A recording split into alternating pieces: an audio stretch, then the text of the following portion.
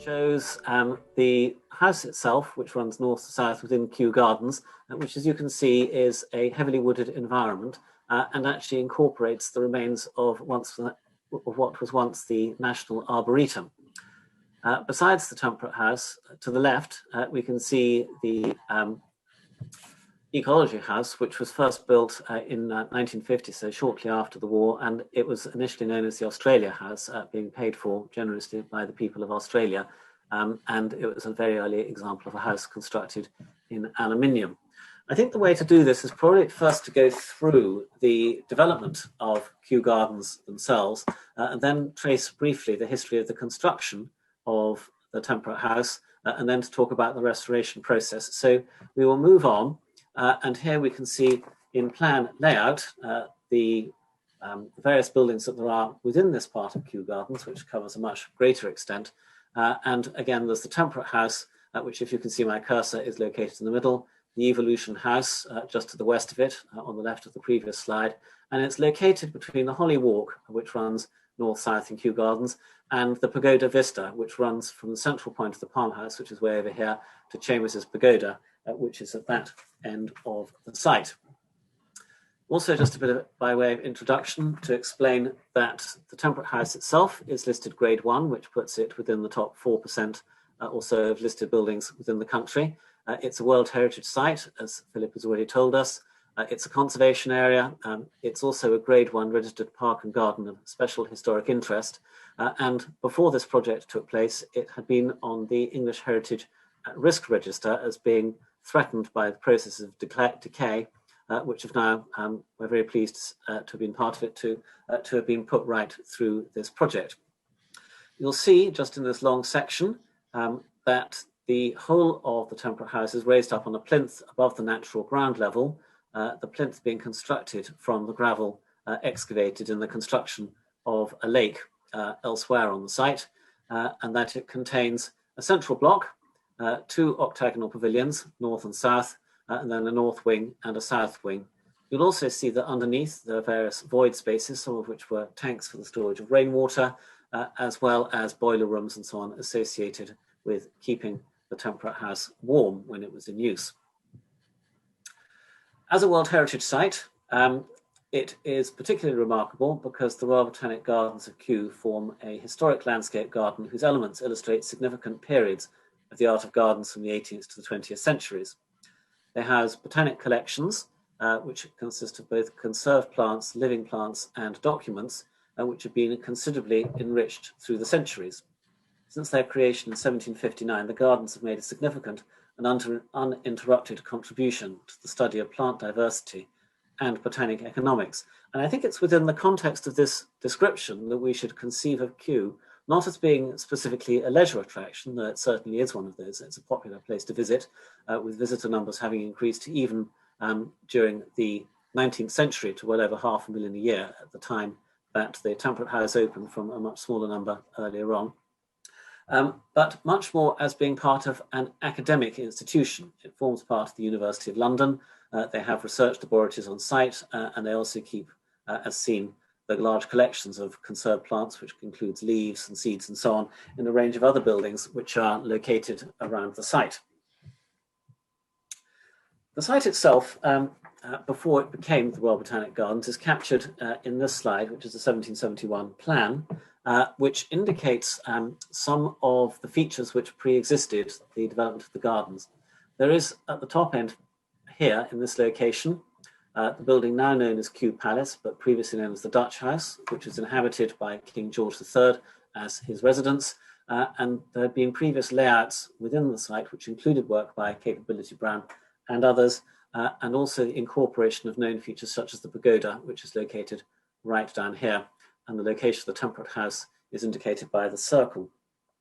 At that time, there was a split of the site into two. The part on the western side here was Richmond Gardens, Kew Gardens being located within the eastern strip, and as I said, extending southwards from Kew Gardens, from Kew Palace itself, also with Kew Green, which has a range of houses on both sides now, but then principally developed in sections of the north, and Queen Anne's Church just here. Kew Bridge, already constructed at that date, but generally set within open fields.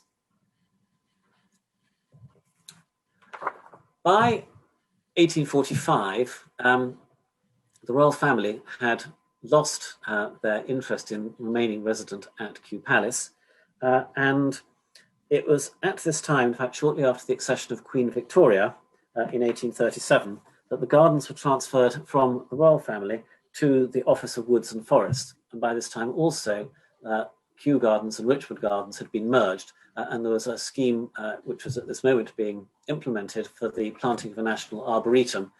Originally, it was in light green on this drawing. The drawing is sadly faded, but you can see the layout of the various plantings and the sorts of trees that they intended to introduce. Also at this plan is shown the Palmer House, which was designed by Decimus Burton in this location here, more or less on axis with Kew Palace off the edge up here, but also you can see the center point of its elevation was arranged to be on axis with the pagoda itself, and the future site of the Temperate House again marked on this plan. The National Arboretum was planted around about the time this map was prepared, and it was under the direction of William Hooker, who was the director of the gardens at this time, that these various improvements took place. The Hooker family played a very important role in the management of Kew Gardens throughout the Victorian period, because it was in 1865 that his son inherited the position, having previously worked there since 1855 and undertaking a lot of the works which led to the construction of the present Temperate House. You can see through this map sequence the location in which it was finally located. We've got the north-south axis with the pagoda at the bottom, and we have the central part of it and the north and south octagons shown in this plan here, because it was only later that the north and south wings were added, it not being considered plausible to construct the whole thing in one go due to cost restrictions. The Holly Walk isn't shown on this plan because it wasn't added until around about 1874 when Joseph Hooker installed it to this line here. And also on axis with the same north-south orientation, there's a Mediterranean area of planting which exists to this day just in this location with cork oak trees and things of that kind. You'll also see east-west here, an axis leading directly to a gate. This location, it's recently been reopened, but it was walled up for a long time. The intended purpose of having a gate here was that there would then be a direct access going to the railway station, which was built a little bit further north than they'd anticipated in the first instance. And moving to the present day plan, we can now see Temperate House within the overall layout of Kew Gardens, the Palmer House here, the pagoda down here, various other academic buildings are located here, and to the northern edge of the site, which include both lecture rooms as well as research laboratories and the like. And in this location here, the variety of propagation greenhouses and things which are used to serve the planting out of beds in various locations. And the main public entrance is just down here with an access which then takes you to the actual constructed location of Kew Railway Station. The plan was first conceived around about 1853 or so, when Joseph Hooker began to campaign for a new large conservatory to contain temperate plants.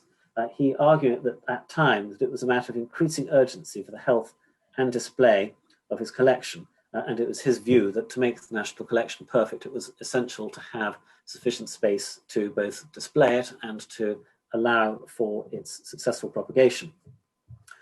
Not much happened for a few years, but by 1858, the first commissioner of the works, Lord John Manners, had agreed with Hooker that he would include funds for a temperate house in the 1859 budget.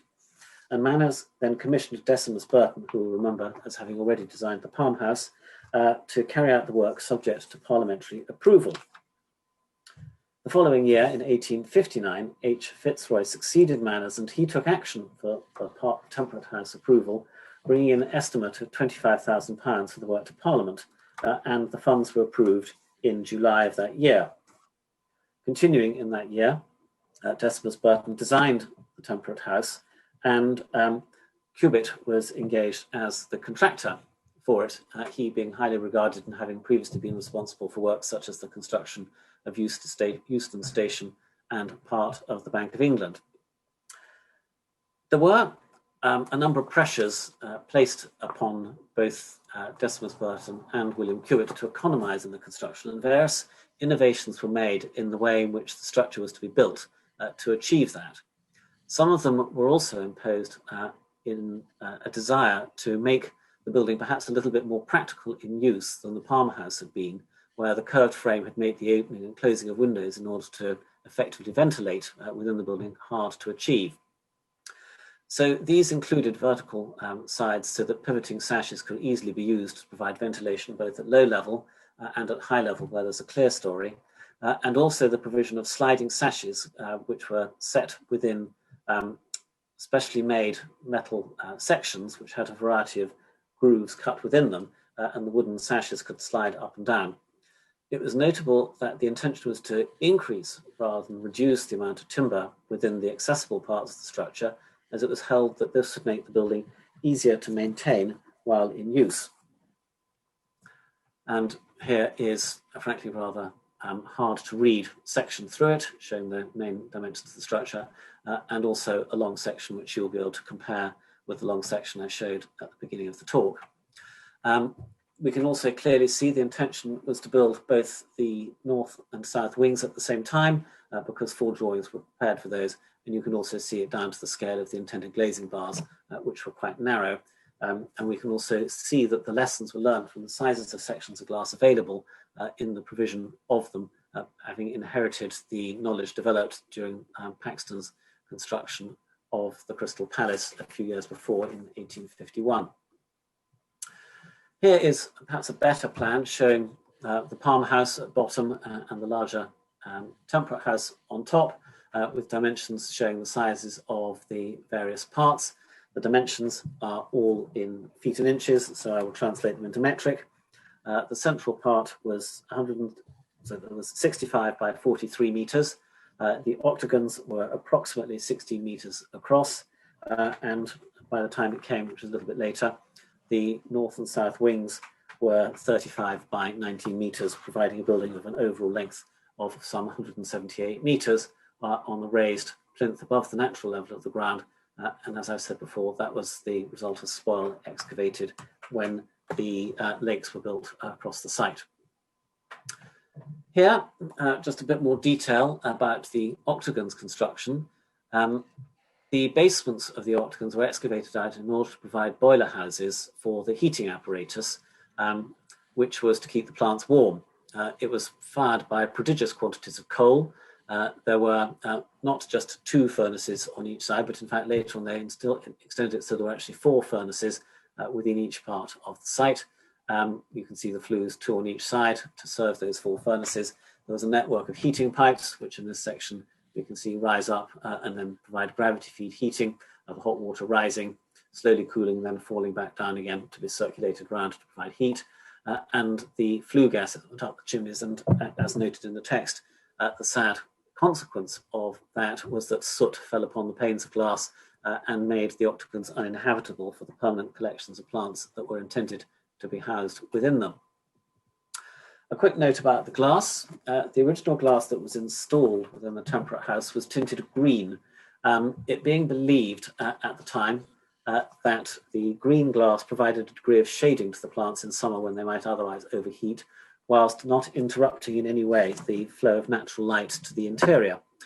This belief was misplaced. The green cast to the glass sadly did impede the growth of the plants, and that was one of the issues which has sequentially been addressed in further works for the future of the Temperate House as it's been in use. The Temperate House was reported by the builder in January 1861 as being in progress, and this is actually an illustration before it was more than half built, so it's essentially a design drawing for it, but you can see how it's intended to be seen within the landscape setting, complete with the north and south pavilions and the octagons, the ornamental urns around it, also ornamental sculptures of a larger scale in some locations such as the corners and in there, and also at some locations within the Temperate House itself.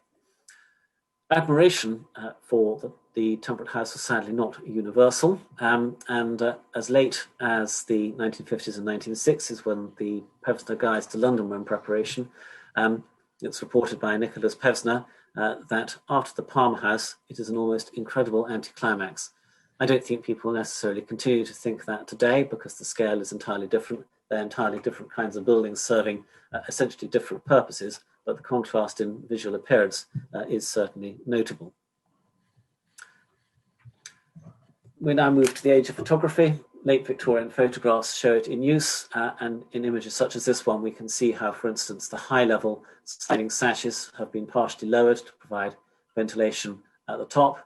Also, some of the tilting sashes are open. There are not very many here, and we can again see that the tilting sashes are open, some of them at least, at lower level here, so that there's a stack effect of air going through in order to moderate the environment within the Temperate House itself.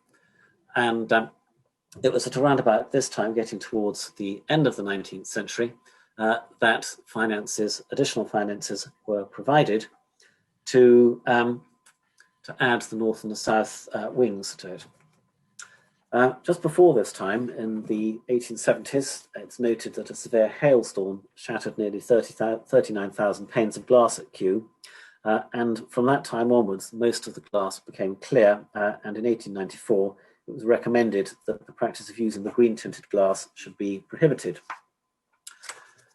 Also, by the 1890s, the condition of the original building had become dilapidated due to perhaps degradation of the timber itself or other mechanisms, and the construction of the north and south wings was combined with a gentle program of repairs to the main part of the structure. The south wing was opened in July 1897 using iron columns with wooden frames and sashes, and a different contractor took place to build the north one because the south wing contractor had unfortunately gone bankrupt in the process. Major innovation in the north wing was the transfer of construction to rolled steel, a much lighter material, and making it possible to bring greater quantities of light into the building than had previously been the case with the cast and wrought iron construction of the original. And we can here see some drawings showing the opening mechanisms for the windows, very complex castings to create those, as well as a number of fabricated sections for the trusses, complex arrangements of both chains to turn wheels, which raise the sashes up and down. You can just see where the sashes overlap here, as well as ratchet mechanisms, which would then pivot the vertical pivoting sashes, which there are in the clear stories. And finally, the completed building in 1900, still with some of the green glass left in situ, you can tell by the darker tint in it, and the much lighter colour with clear glass visible in the then recently finished north and south wings, which at that stage hadn't received their urns at that particular date. And an early coloured photograph, again showing the sliding sashes in operation, the clear ventilation available at the top of the building, and the tilting sashes too. And as well, visible on this drawing, the enrichments to the masonry elements, which show swags of fruit, urns with more fruit on them, as well as other statues which are inside the building, more larger urns with fruit in them as well on the corners. Internally, the Mexican house, which is in the south wing, we can tell by the plants that it looks rather Mexican, but what's useful and interesting about this photograph is you can see what dark colours some of the interior metalwork was painted at that time, as well as the ash coverings to the pathways. Rockeries have been introduced in order to create a perhaps slightly more naturalistic setting for a number of the plants, as well as perhaps also to provide an environment more suitable for their growth. And we can see both the heating pipes going around the walls and the chains to operate the high-level clear story windows when ventilation was required.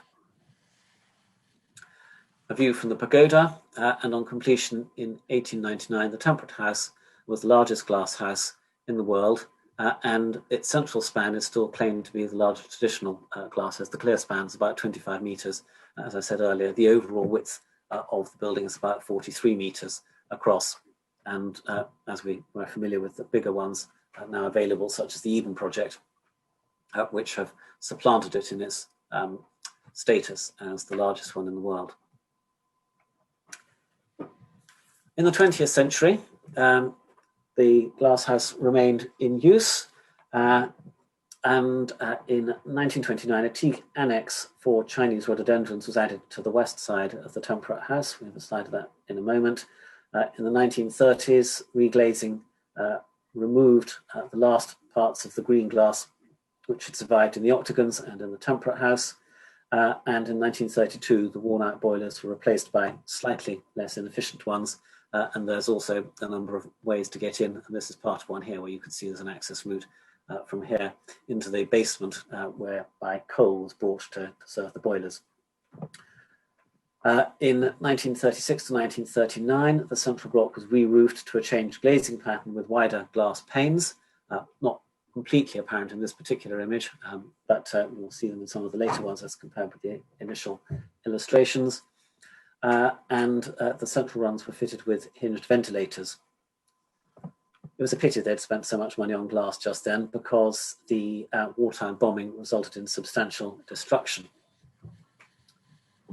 After the war, the Temperate House was one of the first buildings to be listed as early as 1950. And in 1952, the Australian house, the Evolution House, was completed. There were various repairs around the outside, including to the ornamental rainwater gutters at various locations around. New drainage improvements were fitted. On the other hand, equally, the urns were removed where they'd started to become dangerous. There were stone urns originally, many of which have been now replaced in concrete. There were other improvements to include improvements to rainwater capture. But by the 1970s, another program of works was becoming necessary. And between 1979 and 1982, there was a full restoration project in which the urns were replaced, and there was a major reconstruction of the main parts of the roof in which the glazing structure and the glazing system was replaced by an aluminium framed one. And that represents probably about the last major stage of work until the program of work, which we were fortunate to be engaged in, was mooted in around about 2012. So we've just got a few images here to round up on. We can see inside the octagon, we've got the pillars painted the dark color supporting the roof. We can see intact panes of glass on that edge there, which is adjacent to one of the wings, whereas there have been a great number of breakages on this side. And actually the dark lines represent the overlaps of the panes, and then where dirt has blown up and been trapped between where the panes overlapped in the renewed glazing. The rhododendron house is this structure here. It's been removed. It was moved sometime, I think, in the 1970s. And we found no trace of it at the time that we were engaged in the project. And here's another illustration just showing that the central part of the front, and though not possible directly to tell what the colours were, you can see there's a great variation in contrast between the lighter background colour and the darker picking out of some of the ornamentation on the external elevations and the large statues on either side of the entrance. Also part of the work at this stage was upgrading of the boilers, which were removed. Here are the 4 boilers referred to earlier. They were stripped out from the South Octagon, which was refitted as a staff mess and store and changing area. And the North Octagon basement space was fitted out for exhibitions. Also at that time, the layout of the pathways within the house were arranged in order to suit a new way in which the plants were to be displayed, though there were some sad consequential problems in getting the machinery around the number of sharp bends which had been introduced, and actually one of the parts of our brief was to address that and not to recreate that particular layout within the refurbished buildings. Here we are, 1970s, brilliant white decoration everywhere, snow on the ground, and at that particular stage, before we did our work, it was starting to come to decay, and as I mentioned at the beginning, there was the building put on the English Heritage at Risk Register, and you can just pick out in perhaps this left-hand slide some of the areas where rust is starting to appear on the interior. To justify the important grade 1 listing, it's just useful to touch on the significance of the structure and to pick out some of its features. It was, as we've noted, more conventional than the earlier Palm House and included more rather than less timber, with the intention being to facilitate the maintenance by on-site members of staff. There are 5 zones for plants from different temperate regions, some of which could be combined next to each other, some of which were more widely separated. And this particular development of the form of glass houses led to a number of later examples throughout the temperate regions of the world. So we've got mainland Europe, Laeken outside Brussels, Vienna, and New York. The construction was a combination of columns which were cast iron and masonry to the exterior, within which cast iron was embedded, leading to a composite structure at risk of decay. It's also important for the retention of the original form, largely since the time of first construction. The surviving original fabric is, of course, of higher value than items which have been replaced subsequently. The aluminium glazing, which can be seen in this image here, is not considered to be of great significance, but the original structure around it, and of course including the basements, is of greater importance. The project undertaken in 2014 to 2018 was intended to address the developing problems, some of which are symbolized on this page. And you can see, for instance, how water penetration from the exterior has led to rusting of the frame, including some of the smaller sections, which would have been intended to retain water house, the breakdown of some of the surface decorations. And so the plan was to strip the entire iron framework and to recoat it with a longer lifespan paint system, and at the same time to repair the main metal structure, to repair the rainwater drainage, which was a combination of metal downpipes and lead gutters around the perimeter, leading to more downpipes in some locations, and in other locations the perimeter gutters were constructed of cast iron set within an ornamental moulding.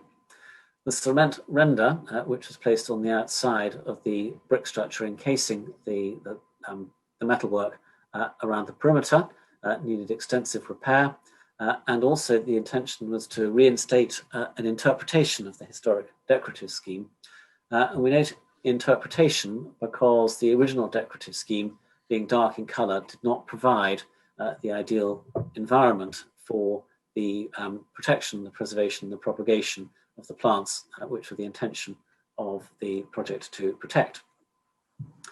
Other things to be covered included the repair of historic fabric, the joinery, that's the windows, the actuators, the window furniture, and we can see, for instance, some of the problems which have arisen with the joinery in this slide here, also with the decay of the external render around the perimeter of the building. There was the opportunity to restore sculptures and decorative urns around both the perimeter of the building and there are some sculptures within as well. To install biomass heating, affecting savings and making use of the quantity of biomass available simply through the management of the trees and other plants within Kew Gardens, to provide facilities for equal opportunities access with a better ramp than the retractable one illustrated in this photograph, accessible WC facilities, new and improved public and staff amenities, and a new kitchenette servery, which is intended to provide a place whereby catering could be provided for the feeding of guests from at outside events. We'll move through now the actual sequence of works and some of the activities which were undertaken in doing the repairs to the Temperate House. So I went to the trouble of counting the 69,151 components which were dismantled, recorded, logged and stored. They've been given separate identity tags. You can see some in the photograph just there, as well as some of the large bolts and other fixings which have been put into a canvas holdall for taking off site. The use of codes allowed all of the elements to be taken from site, to be cleaned, to be repaired where necessary, and then to be brought back and relocated. There was a sequence of work for reglazing, which was allowed to accommodate improvements to it so as to ensure better rainwater runoff, both through curving the panes at the bottom, improved gaskets at the edges, and improved water tightness at the junctions between sections. There was always an overlap between roof panes, because they were overlapped on the slopes, in order to essentially make sure that the rainwater would drain down, and the curved bottom, of course, would concentrate rainwater at the middle of each pane rather than at the edges. And by having a smaller rather than a larger overlap, the hope was that the width through which dirt could accumulate between the upper and the lower pane at the overlap would be minimized. And you saw in one of the earlier slides how much the dirt could accumulate. It was kept down to about 1.25 inches or so, about 30 millimeters. In the casements, where the glazing could be vertical, the glass was literally butt-edged without any glazing bar, which is a curious detail not seen elsewhere. But by having a straightforward butt edge in those locations, it does seem that a watertight seal has been achieved, and indeed it was tested through spray testing while the work was being undertaken. We took notice of the need to provide safe access to the exterior as well as to the interior of parts of the restored building, where people would essentially go for maintenance. And the plan on the left shows, highlighted in blue, the areas where safety glazing was installed, where essentially there was a risk that people might fall either onto or against the new glazing. And by using safety glass in these areas strong enough to withstand weight, then that problem could be avoided. You'll also just see in this slide the new lead work providing rainwater drainage around parts of the entrance, the lead cappings to the parapet coping here, and also along the horizontal gutter in that position. The stone colour, which has been applied to the recast urns in this location, as well as the paler cream colour on some of the exterior. A major programme of work was to the main metalwork structure, which was left in situ throughout, whilst all the smaller sections supporting the glazing were removed and some of the other smaller elements. The main structure itself was left in place. And you can be seen in this slide, taken halfway through the redecoration process, how the main structural elements have been built up for a number of flat sections, T sections and L sections, using riveted joints.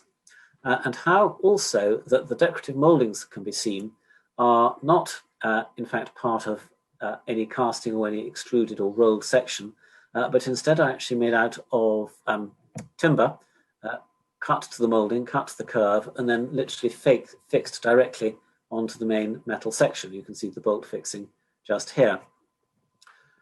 A process was used for shot blasting all of the paint off the surfaces to allow the repairs to then follow through.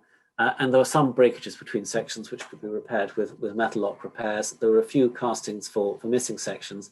But one of our objectives was actually to try to find ways of preventing future corrosion from occurring. And for instance, where you have a complex joint like this one, where you've got a T section at the bottom, a T section at the top, by having the section which joins the two together here, face fixed on either side, you inevitably have a gap between the two corresponding to the width of the web.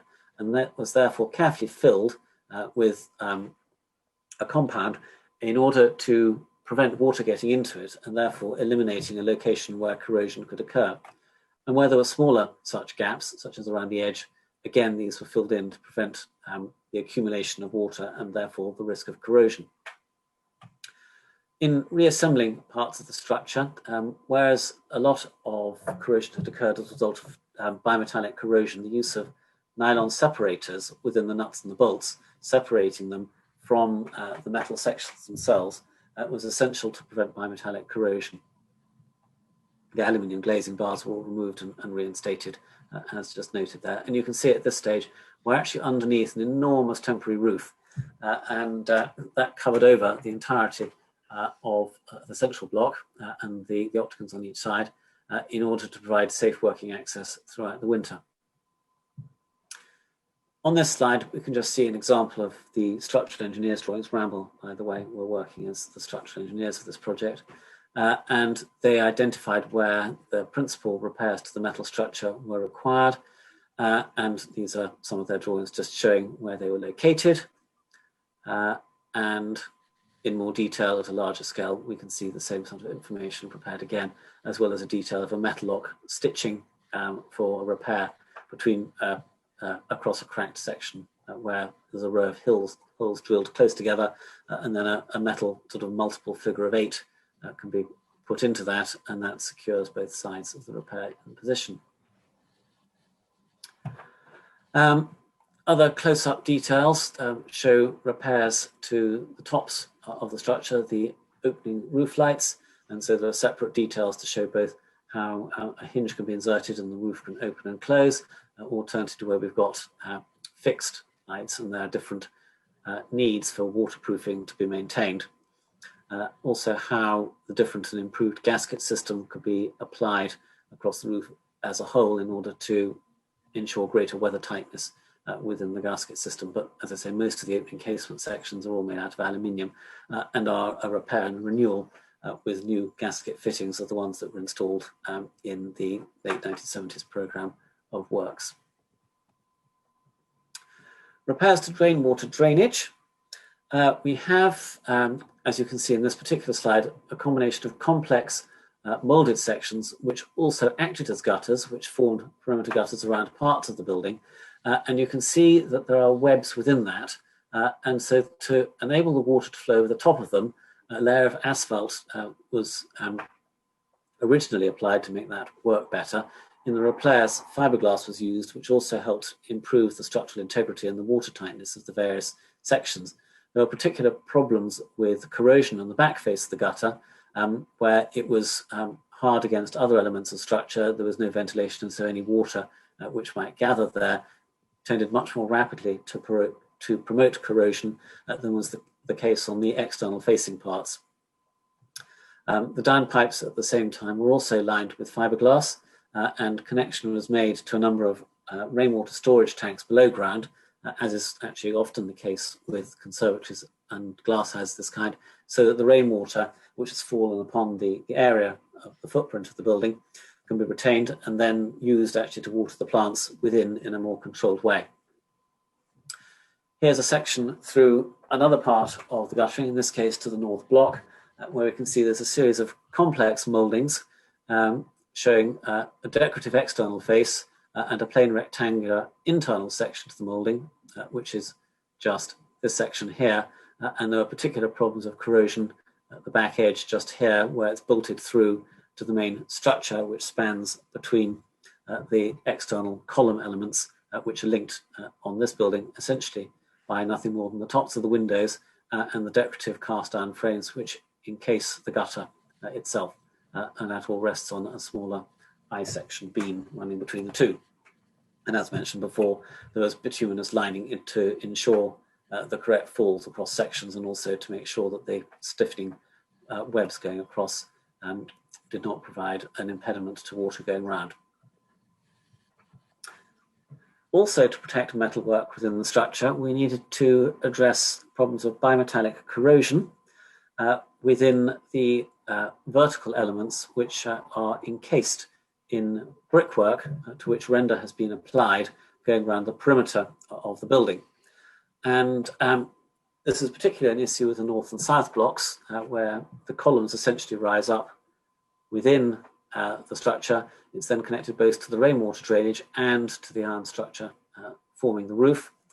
The brickwork was permanently damped. Any damp that did get in was trapped by the render.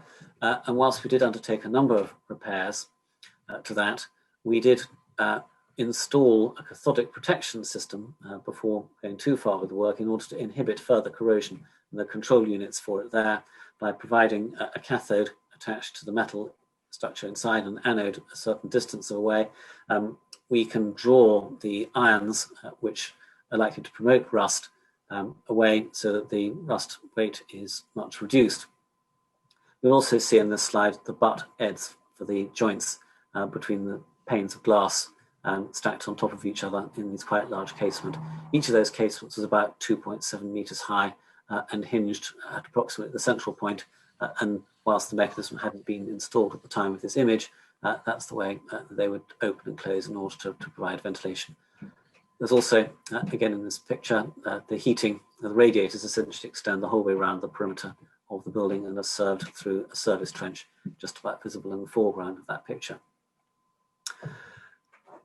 More notes about repairing the cement render, and exposed here are sections of damaged render. Rust jacking was a frequent cause of failure, simply because As the metal expanded as corrosion and the products of corrosion, ferrous oxide, built up on the surface, they would expand and gradually break away or break the joints in the brickwork, and thus that would come through to the surface. So there was a general program of repairs to that. Early forms of Portland cement used to make the render, particularly on the north and south blocks, were of a weaker standard than those used today, and a relatively appropriate mix could be achieved using a 1:1:6 cement lime sand mixture. But actually, when the repairs were undertaken, the program of events meant that in order to ensure curing within the program to enable the decorations to follow, Parex was used in the actual program itself. This photograph is taken quite near the end of the project. The scaffolding has come down. There's some of it left internally, but the outside, as you can see, has largely been completed with the different tones of bright white and stone color paint, and different shades of stone on some of the enrichments and the urns. The decorative scheme, that was reinterpreted. The historic paint finishes were removed essentially through blast cleaning, very high pressure water, and there was some associated damage to the timber, which was made good, and the metal work was cleaned. We took the opportunity to analyze some of the original colours, and the blues were revealed within the octagon room, quite a sort of a mid shade of sky blue there, and it has to be said that having undertaken some trials, the original scheme was not especially popular, perhaps for some of the same reasons as it had not worked in the first place, in that it drew too much light away from the plants and made the structure appear much heavier. So in the end, a combination of different stone colours was used to differentiate between the various parts of the structure, and you can see in the main picture how that has been done. A lot of additional cleaning took place using a grit. We achieved an SA2 level of finish across the metalwork prior to redecoration. And here it is, the specification for an SA2, cleaned using medium profile garnet. And we can see now, post redecoration, how a much crisper finish has been achieved. There's a quantity of smaller pinholes and so on that were filled before decoration in order to give that crispness of surface. We can see again how there's the timber rib on the underside here, fixed in a slightly different color than the main structure behind, which includes the decorative elements here. Also the new lighting in position and some of the casements as well. For those interested in paint specifications, there's an intercure paint system used with primer undercoats, 3 undercoats and a finish coat on top. And the intention is that it shouldn't require attention again within a period of 25 to 30 years. Also visible in this picture, you can just see the curved edges of the bottoms of the panes of glass and already dirt beginning to accumulate, quite narrow overlap, about 30 millimeters, and the low point being in the center means that rainwater can drain off. Further paint specifications for the joinery: AkzoNobel gloss paint with various fillers and so on where repairs have been undertaken, and the external render was redecorated with Kime in 2 coats. And again, here we can see how different colors have been used to pick out different parts of the external facade. We compare back to the 1890s photograph, which showed the swags, the urns, the larger urns with cornucopia of fruit in them, done in a variety of different shades in order to show them off against the main structure. Joinery repairs, as one would expect in an area with high levels of humidity, which you get inside a glass house, were extensive in some areas, and typical wet and dry rots occurred.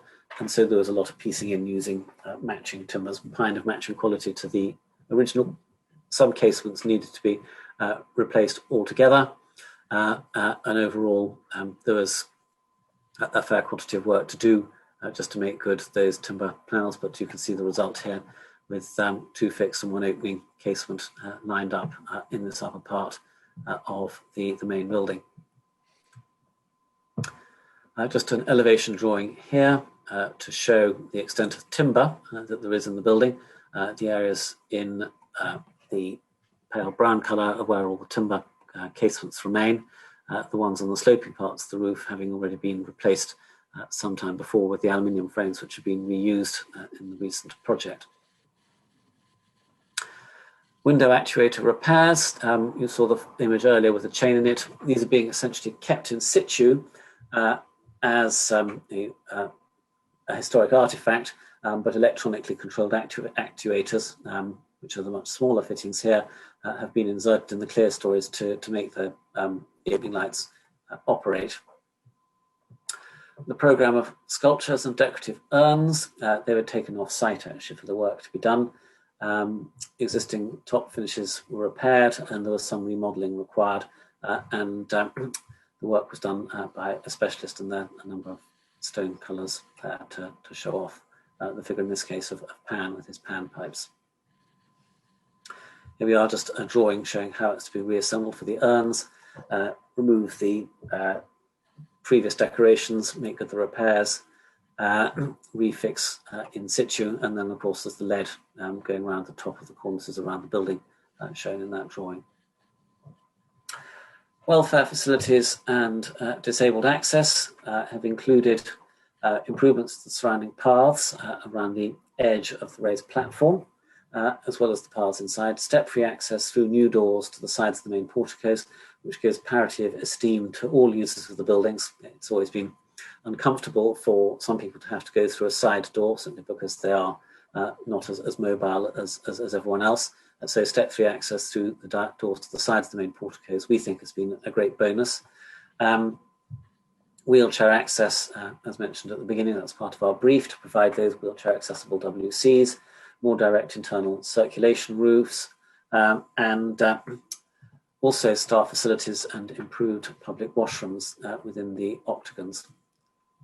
A new kitchenette, again mentioned as part of our brief, and this is essentially the only new build part of the structure that was provided within the scope of the project, and in the space between the north octagon and the adjoining main block, a small kitchen was added, essentially with a sink and some plug-in facilities for turbo ovens, and its own external access to be able to provide somewhere where things could be brought to site, food and drink stored, heated up, and then served to people visiting events.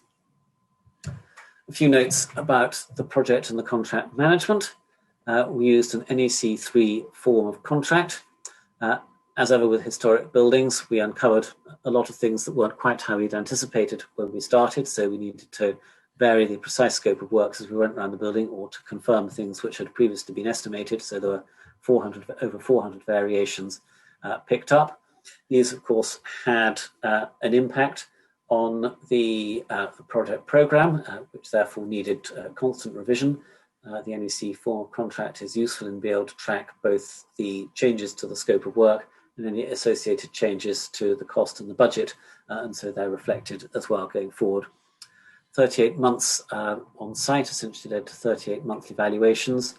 There were meetings both to manage the risks, in other words, the new emerging things which occurred as they were identified through the project, as the project proceeded, and then inevitably a major programme of review of the work as it was completed, leading to some snagging at the end to ensure that the work matched the samples which had been prepared earlier on for the purposes of controlling the quality of the work delivered by the contractor.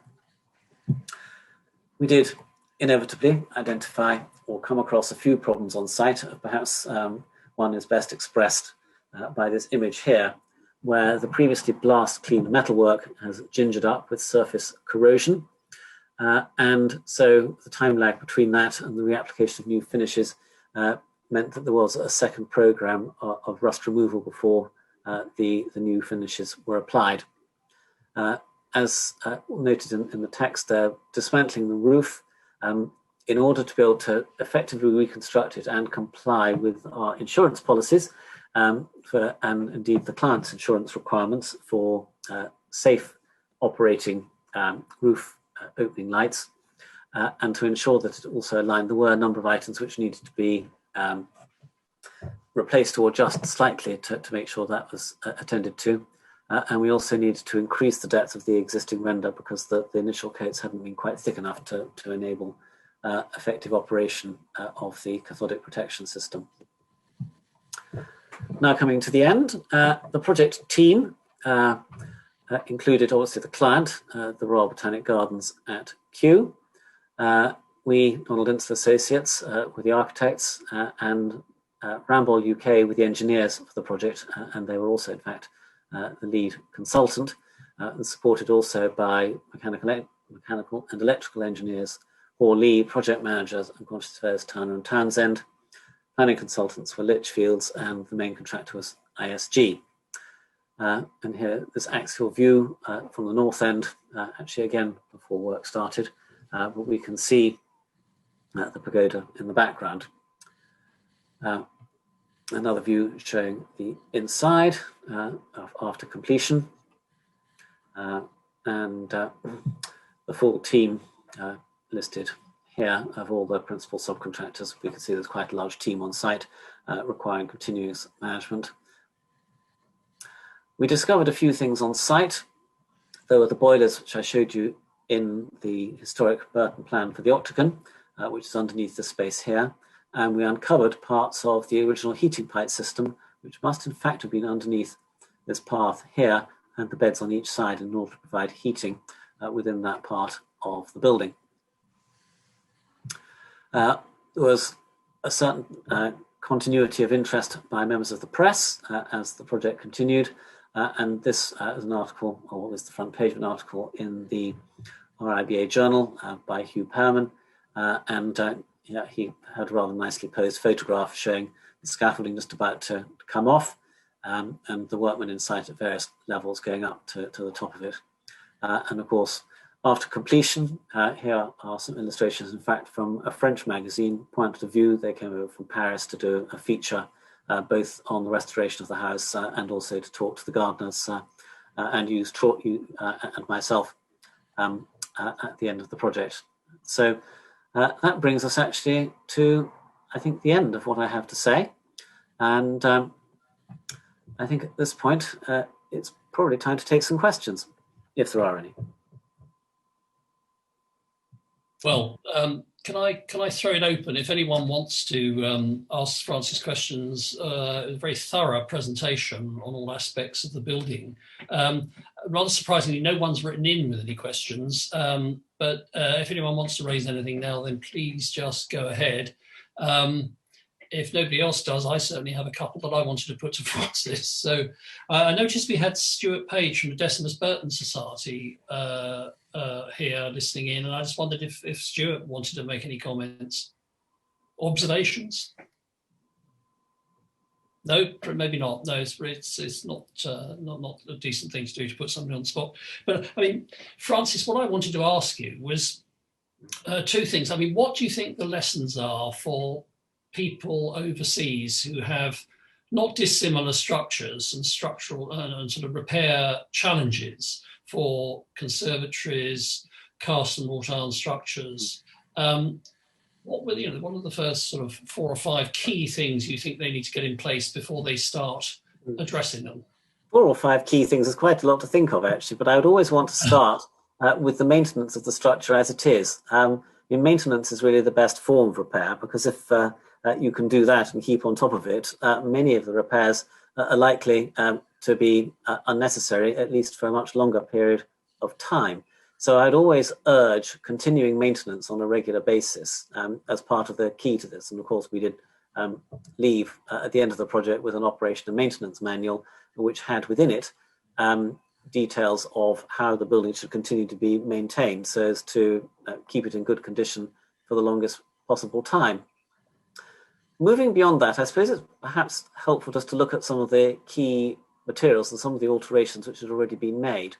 For instance, the sliding parts of the roof structure, which are the pitched parts of the roof, had previously been replaced with aluminium glazing bars, which are perhaps more robust and certainly more corrosion resistant than the timber frames, which had been set into a grooved iron structure to slide up and down. So that can help minimize future work, but of course at the expense of a certain degree of historic integrity. Timber is perhaps one of the hardest things to look after in a warm and humid environment, such as you have within a glass house of this kind. So there, again, it's particularly a question of continuing maintenance in order to make sure that the decorative finishes are kept in very good condition so that there can be no breakdown of the surface, less water penetration, and so on. So I guess that's 3. You've asked for 4 or 5. So if we just think perhaps of some perhaps more intangible things, mainly perhaps relating to the need to both enhance public access and to provide opportunities for revenue generation in any completed project. The more engagement, the more beneficial use that you can have with a building, then the more incentive there is to continue to maintain it. And as you'll have seen with the notes about the installation of the kitchen, the improved access to the building, those are certainly the features to address. One of the things which I didn't mention was that there were larger areas created, one right at the middle of the central block, but also some wider areas of path in some other locations where it's possible for small groups or indeed school groups, slightly larger parties, to gather and to be able to have either educational events or indeed outside main opening hours when the building's open to the public, to have events where people could either have corporate or other sponsored events, which could be directly intended to raise money for the Royal Botanic Gardens, or people could have them as private events and pay a fee for it, which again would go to support the continuing maintenance of the site. Sorry, can I just ask a follow-up? I mean, in the context of that, I mean, was there a conservation management plan when you started, or did you produce one in the process? Yes, actually, the first thing we did when we were appointed in about 2012 was to prepare a conservation and management plan for the building. And of course, part of that was driven by the desire to attract Heritage Lottery funding. And the Heritage Lottery did, in fact, offer, I think at that time, the largest grant given for the restoration of a historic building. It was about 17 million or so.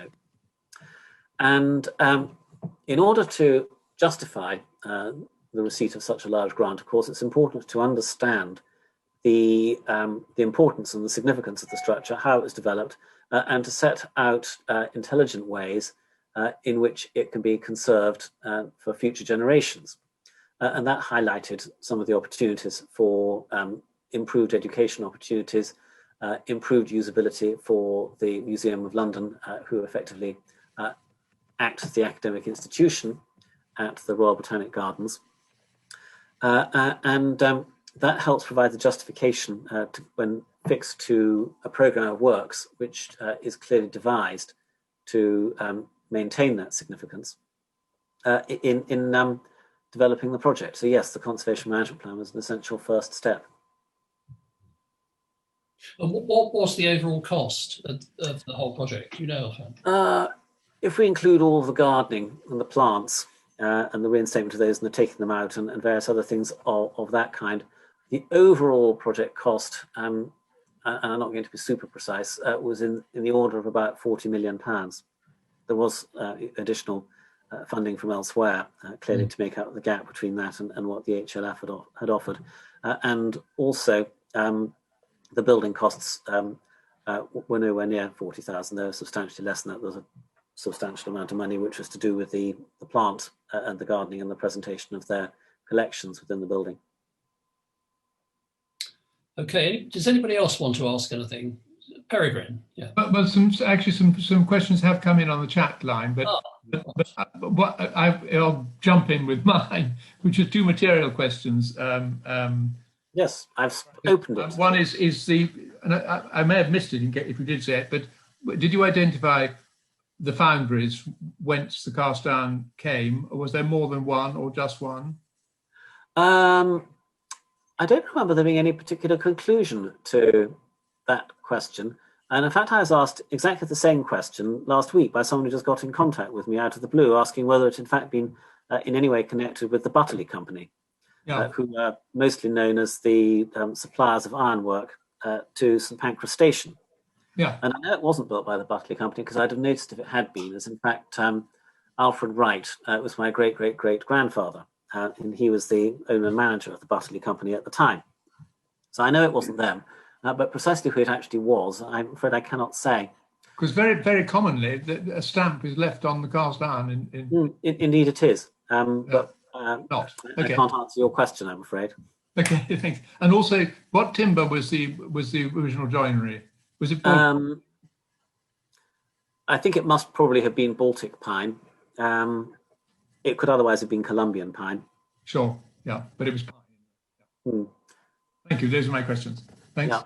And other questions have come in. So Francis, we had a question. I don't know if this has been asked. Sorry, I just had to pop to the door about the heating pipes.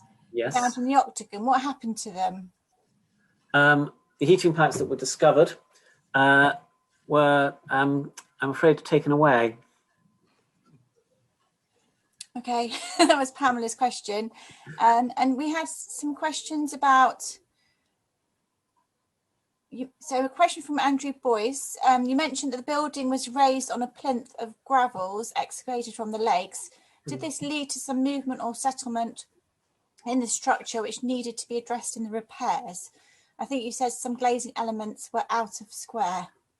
Some glazing elements were certainly out of square. Whether that was a consequence of settlement or, and I think more likely, a consequence of the tolerances which were accepted in mid-Victorian construction practice, I can't say, but I think it's far more likely to be a consequence of the tolerances that were in place at that time. There's not actually any ongoing problem with settlement, simply because the main structure is either around the perimeter, where there are foundations, or underneath the main column structures, which support the clerestory, and which you can see in the pictures, I think, still on the screen. And there are large mass foundations set into the ground to some considerable depth, which would support that weight. And it's almost as though the gravel was built up around them. Lovely, thank you. There was a question from Patricia Green. In the research, did you find parts or ideas that were imported from other parts of the Commonwealth? And if so, how were these handled in the restoration? I think we've talked about timber, and Colombian pine is likely to have come from Canada or North American pine. So yes, from there. But of course, the chief thing that was imported from the Commonwealth was the plants, which formed the collections inside. And the temperate zones include Australia and New Zealand, amongst others, and they form a significant proportion of the plants that were included for display within the Temperate House. Perhaps in terms of the work that we have done, people might be interested to know that the garnet abrasive that was used for cleaning the ironwork and the metalwork before redecoration was imported from India. Fascinating. And we had a comment from Stuart Page, and at the end of his comment, he was just asking really about how key the conservation management plan must have been to decision making, given that you've introduced new materials. Well, the aluminium glazing was there before we were on site. It was installed in the 1970s as part of the repair project which was undertaken at that time.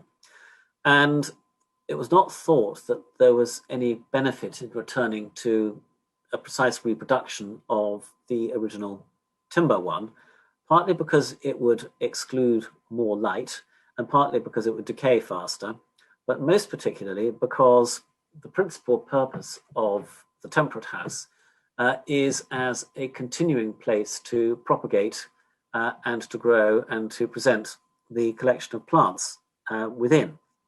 So that was always the first priority. And I suppose it must therefore be admitted that some things were introduced which were non-original in order to enhance the atmosphere within the building for plants. And you can think of things like, for instance, the electric actuators for the windows, the additional lighting systems that were installed, principally for use in winter, but also for spot lighting just generally after dark, the new heating systems and so on. which took far less account of the historical installations, but were much more closely focused on providing the most beneficial environment possible for the plants of the Royal Botanic Gardens collections. Fantastic, thank you. And I hope that answers the question. And then we've got a question from Andrew Tuggy. That's how you, not Andrew, he's saying he's going to come to the next talk. We've got another question from somebody about the archaeological historic building recording regime. So to what extent did that form part of the project, recording of archaeology or the historic building itself? That's a difficult question to answer, in that what we were looking at was firstly the plants, and they were obviously carefully removed, looked after elsewhere, and then brought back to site afterwards. The intention being either to retain the original plants, which they managed to maintain, or otherwise to collect seeds and use them to propagate new ones. As far as the building is concerned, the tagging procedure that was undertaken, where each of the elements that was removed from site was individually tagged with a unique reference code, so it could be tracked to the metal repair specialist's workshop and then back to site again, to a certain extent replaced the archaeological recording, simply because the intention was to bring these things exactly back again. There were some things, of course, which were lost.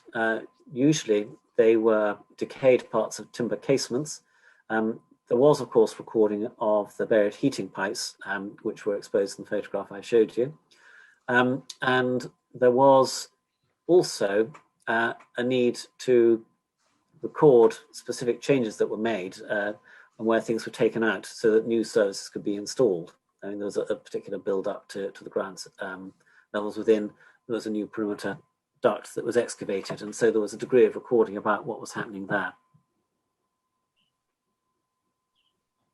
Yeah, thank you. I think that may be all the questions that I have I've just seen Patricia Green's latest comment, and she's listing out for the Caribbean area. Of course, whilst it's no longer part of the structure, there was, of course, the house that was built on the northern edge to contain various Chinese rhododendrons, which included a quantity of mahogany and tropical hardwood of that kind. Teak it was. I think that was not necessarily from the Caribbean region, but there were tropical hardwoods used in those parts of the construction.